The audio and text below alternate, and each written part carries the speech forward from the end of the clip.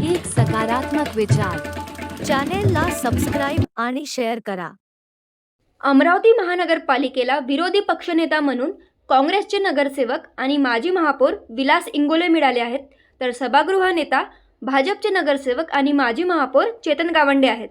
अमरावती महानगरपालिका निवडणुकांच्या नंतर 20 फरवरी रोजी पहिली आमसभा डॉक्टर बाबासाहेब आंबेडकर या सभागृहात आयोजित करण्यात आली होती. यावेळी सगळे नवनिर्वाचित नगरसेवक सभागृहात उपस्थित होते. तर याच पार्श्वभूमीवर आज आमसभेत 8 स्वीकृत नगरसेवक आणि स्थायी समितीच्या सदस्यांचे नाव जाहीर करण्यात आले. अमरावती महानगरपालिकेमध्ये एकूण 87 जागा आहेत आणि त्यासोबत 8 जागा स्वीकृत नगरसेवकाची आहे. अशी एकूण 95 जागा महापालिकेत आहेत.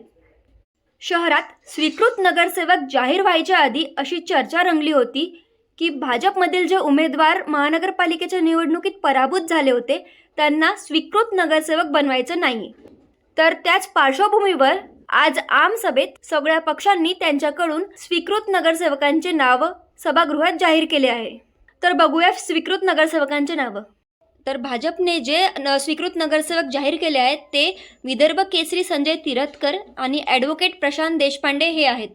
तर काँग्रेसकडून जे 2 स्वीकृत नगरसेवक जाहीर झाले आहेत ते डॉक्टर मिलिंद चिमोटे आणि अनिल अग्रवाल आहेत. दोन्ही शिवसेना आणि बहुजन समाजवादी पार्टीने मिळून एक गट तयार केला आहे आणि त्यांनी एक स्वीकृत नगरसेवक जाहीर केले आहेत, ते म्हणजे दिनेश बुब आहेत. त्याच्यानंतर NCP म्हणजे राष्ट्रवादी काँग्रेसकडून भोजराज काळे हे स्वीकृत नगरसेवक जाहीर झाले आहेत आणि युवा स्वाभिमानकडून संजय हिंगलासपुरे हे एक स्वीकृत नगरसेवक जाहीर झाले आहेत. त्याच्यानंतर MIM कडून एक स्वीकृत नगरसेवक जाहीर झाले आहेत, ते म्हणजे सय्यद मुनज्जर अली हे आहेत. असे एकूण 8 स्वीकृत नगरसेवक महानगरपालिकेला आज मिळाले आहेत. यावेळी सभागृहात नवनिर्वाचित स्वीकृत नगरसेवकांचे सत्कार समारोह महापौर श्रीचंद तेजवानी आणि महानगरपालिका आयुक्त सौम्या चांडक यांच्या हस्ते घेण्यात आले.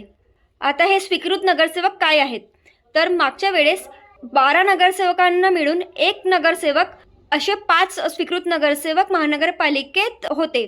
परंतु यावर्षी 5 स्वीकृत नगरसेवकवरून 3 जागा वाढवण्यात आली आणि आता असे 8 स्वीकृत नगरसेवक महानगरपालिकेत आहेत. आणि पक्षांकडून स्वीकृत नगरसेवक कसे निवडण्यात येते, तर ही प्रक्रिया अशी आहे की शहरातील विविध क्षेत्रांमधील जे अनुभवी व्यक्ती आहेत त्यांना पक्षांकडून महानगरपालिकेत स्वीकृत नगरसेवक म्हणून निवडण्यात येत असते.